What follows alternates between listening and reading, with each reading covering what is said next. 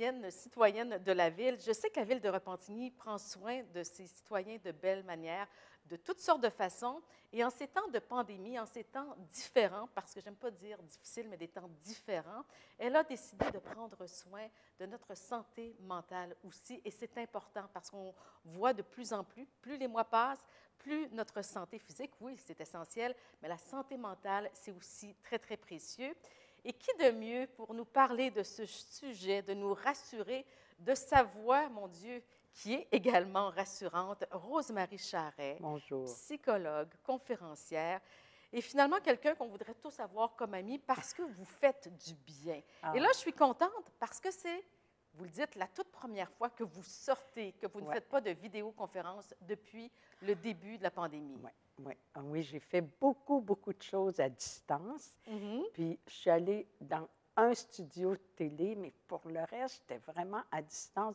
Puis là, ce matin, de partir de chez moi, m'en venir ici, faire une entrevue avec une vraie personne, on réalise à quel point ça nous manque, hein, ce type de contact-là. Tout à fait. Et là, on se dit souvent, lorsqu'on se rencontre, bon, comment ça va, ou quand on écrit à quelqu'un, j'espère que vous allez bien. Et j'ai lu qu'il fallait vraiment s'attarder à la réponse. Et la question à Oui. poser, est-ce que c'est vraiment comment vas-tu? Oui, parce qu'il faut faire la différence entre ça va mal et je vais mal. C'est pas la même Ah, chose, ça. Ça va mal, c'est qu'il y a plein d'événements extérieurs, il y a des restrictions, il y a la peur de la maladie, il y a ci, il y a ça. Ça, c'est ce dont on parle assez facilement en oui, général. Hein? Quelqu'un nous dit que, on demande à quelqu'un comment ça va, ah, ça va, mais tu sais, la file d'attente à la file d'attente à l'épicerie. l'épicerie, j'ai un problème avec mon auto, j'ai un peu Oui, mal dans le dos. Tu sais pas. Mais je vais mal, c'est un autre niveau. oui, Et donc, comme vous le disiez si bien, comment toi tu vas est la question pertinente à poser. Parce qu'il faut aussi prendre le temps de réfléchir à ça. Parce que la réponse automatique, c'est ça va bien. Oui, mais comment je vais vraiment? Et comment, et est-ce que, par exemple, puis c'est quoi que je dois surveiller pour savoir si je vais bien? mhm, oui, Hein? Est-ce que j'ai de l'énergie? Est-ce que les choses que j'aimais faire avant, est-ce que j'aime encore les faire? Est-ce que j'ai des maux physiques que je n'avais pas avant? Est-ce que j'arrive à dormir? Est-ce que j'ai de l'appétit? Est-ce que je goûte? Est-ce qu'il y a quelque chose que j'aime? Si je réponds non à plusieurs de ces questions-là, là, il faut que je me dise, moi, peut-être que ça va mal à l'extérieur, mais peut-être que moi, je ne vais pas très bien. mhm. Il Qu'est-ce faut que j'ai fait dans le passé quand je n'allais pas bien qui m'a permis de me sentir mieux? Alors, il faut se poser cette question-là aussi. Et il faut aussi regarder quelle importance on s'accorde à soi. Oui, bien, moi, pour la première fois de ma vie, je dirais, j'ai été capable de dire à des gens, tu sais, on me demandait comment ça va, puis je disais, ça va pas bien. Aujourd'hui, Mhm. j'ai pleuré 3 fois sans savoir pourquoi. Parce qu'il y a ça aussi dont il faut être très conscient, je pense, c'est que dans une journée, il y a comme des vagues. Il y a des journées où ça va super bien, puis tout à coup, pouf, ça arrive, on ne s'y attend pas. Puis dites-moi que je suis normale. Tout à fait, mais c'est tellement génial de rappeler ça aux gens. Oui, Que, premièrement, les signes qu'ils font, hein, j'ai pleuré 3 fois aujourd'hui, il n'y a pas de honte à dire ça. Moi, je suis très fière que quelqu'un puisse admettre ça. oui, Pourquoi on dit facilement qu'on a des maux physiques, mais qu'on ne dit pas ça? oui, Et encore, je rajouterais à ça, pleurer, c'est acceptable oui. socialement, mais se mettre en colère, Ah, il n'y a pas grand monde qui va admettre ça. Et on sait qu'une des vagues, là, puis c'est bon l'image des vagues dans une journée oui, ou même dans une semaine. oui. Parce que aller mal, ça ne veut pas dire aller mal tout le temps, Non, 24 heures par jour, 7 jours par semaine. Ça veut dire, ça m'arrive souvent de ne pas me reconnaître. Tu sais, avant, comme vous oui, disiez, avant, je ne pleurais pas 3 fois par jour. Là, j'ai oui. pleuré 3 fois hier. Bon. Mais être irritable, c'est un signe aussi que ça ne va pas bien. Tu sais, on dit avoir la mèche courte, là.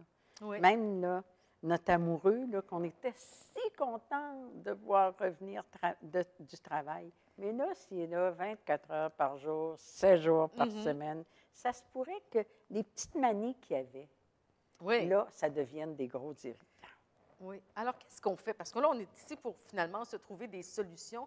Est-ce qu'il y a des solutions la journée où, justement, là, je pleure 3 fois? Bon, moi, j'ai la marche comme solution. OK. Je pars marcher, je respire. En général, ça fonctionne. Mais c'est quoi les autres? Tu sais, qu'est-ce qu'on peut faire? C'est très personnalisé.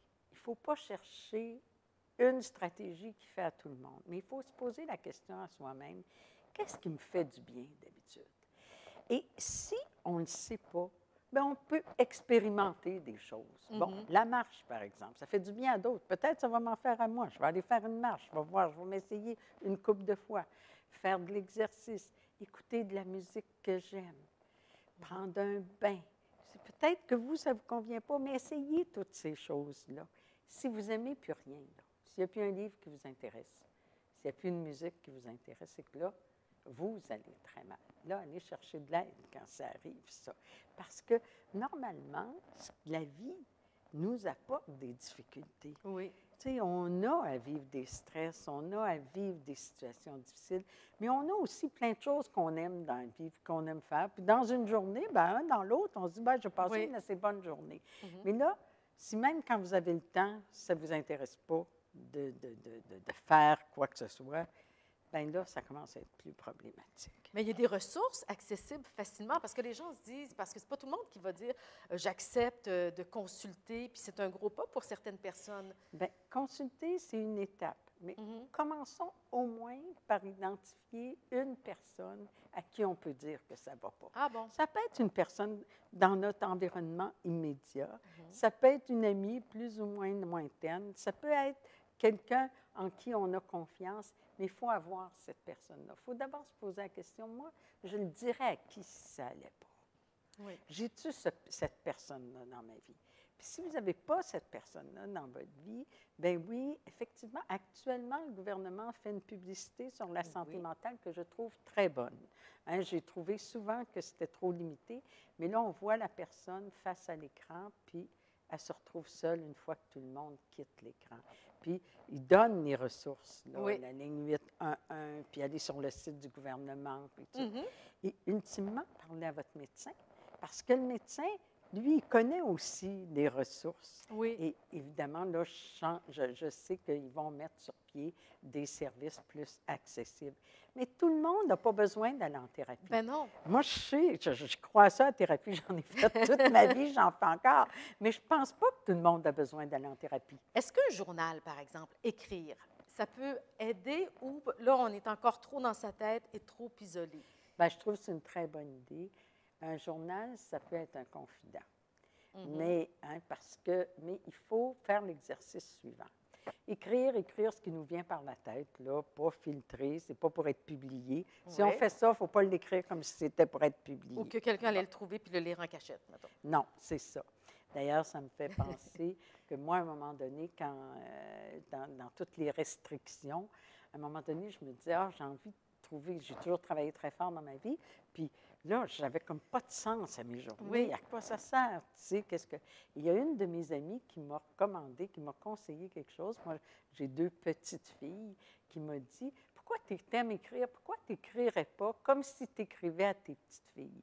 Pas te mettre dans la tête que ça va être publié, mais écrire sur... Et j'ai fait ça. Et je me suis dit, mon Dieu, quelle bonne idée elle m'a donnée. Alors, j'aime ça, c'est une illustration de choses qu'une amie m'a donnée comme idée, qui est une bonne idée, qui est facile à faire, qui, moi, m'a fait du bien, m'en fait encore. Chacun peut trouver des choses. Il y a des gens qui adorent cuisiner. Bien, cuisiner, en plus, là, c'est que ça donne un bon résultat. L'important, c'est qu'on sente qu'on peut être efficace dans quelque chose, qu'on peut agir sur quelque chose. La satisfaction de cocher quelque chose ou d'avoir complété quelque chose, c'est vraiment bien, puis on a besoin C'est de drôle que vous disiez ça parce que moi, je commence mes journées maintenant avec, comme toujours, là, la liste de choses à faire. Avant, je ne faisais pas ça, mais effectivement, puis ça peut être aussi bête qu'arroser les plantes. Là, je m'en fais quelques... Mais quand tu termines et que tu as tout fait, il y a une satisfaction. Peut-être que c'est une idée, c'est aussi d'avoir une petite liste. Absolument. C'est pas d'aller courir 10 km, mais de petites choses qu'on veut réaliser au cours de la journée. Oui, se faire un plan comme ça, un plan de la journée, pas trop en mettre, Non. parce que ce qu'on vit, justement, c'est d'y arriver. laisser de la place à l'inconnu parce que dans toute journée, il y a des inconnus.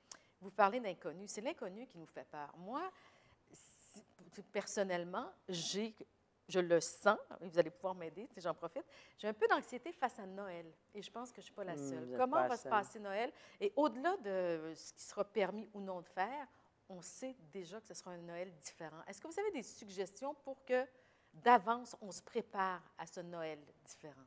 Bien, la première chose, c'est de se poser la question, qu'est-ce qui est essentiel pour moi à Noël? Oui. Parce que tout ce qu'on faisait tout le temps à Noël, tout n'était pas essentiel là-dedans.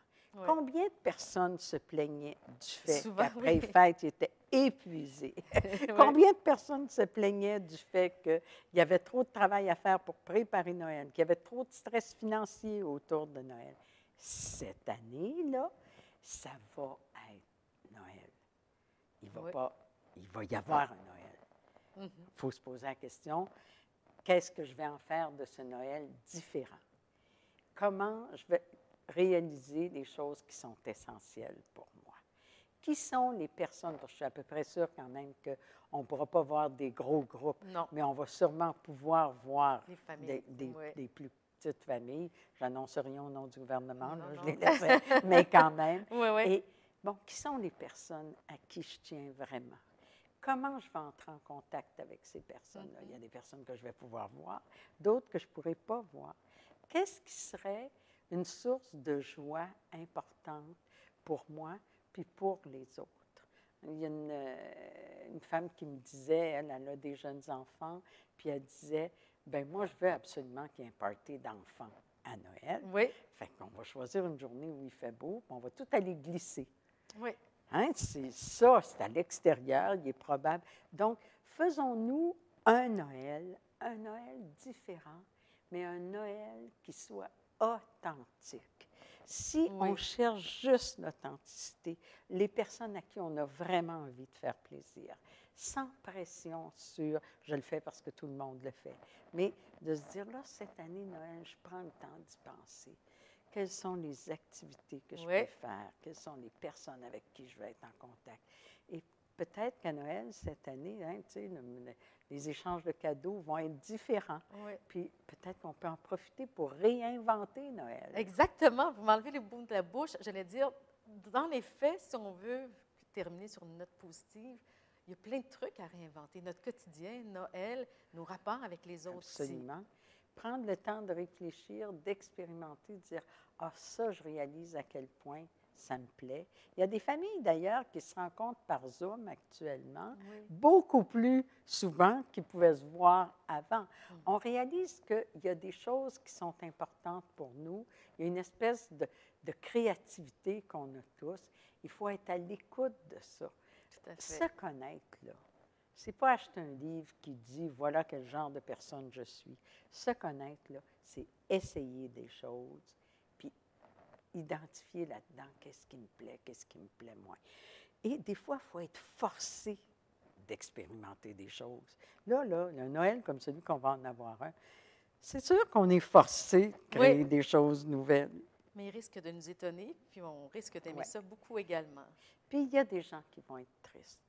On peut s'engager à dire, moi, je vais garder le contact avec les personnes qui sont seules, avec les personnes qui sont susceptibles d'être tristes.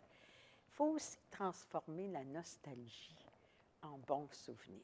Vous savez, des fois, là, à Noël, on est nostalgique des Noëls d'enfance. Quand nos parents étaient là aussi. Nos parents étaient là, tout ça.